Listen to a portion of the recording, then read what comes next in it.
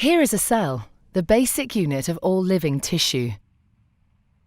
In most human cells, there is a structure called the nucleus. The nucleus contains the genome. In humans, the genome is split between 23 pairs of chromosomes. Each chromosome contains a long strand of DNA, tightly packaged around proteins called histones. Within the DNA are sections called genes. These genes contain the instructions for making proteins.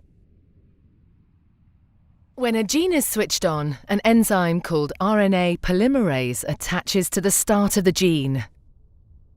It moves along the DNA, making a strand of messenger RNA out of free bases in the nucleus.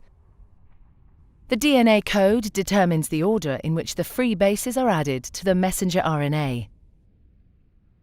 This process is called transcription.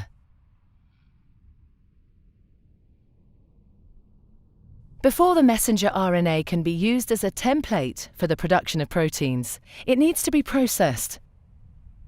This involves removing and adding sections of RNA. The messenger RNA then moves out of the nucleus into the cytoplasm.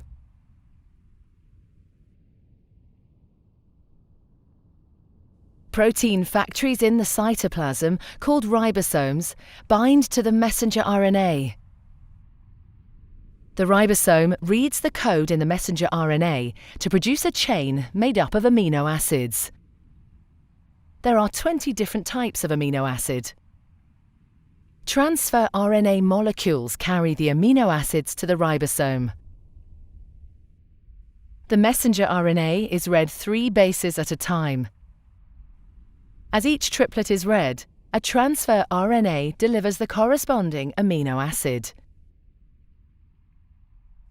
This is added to a growing chain of amino acids.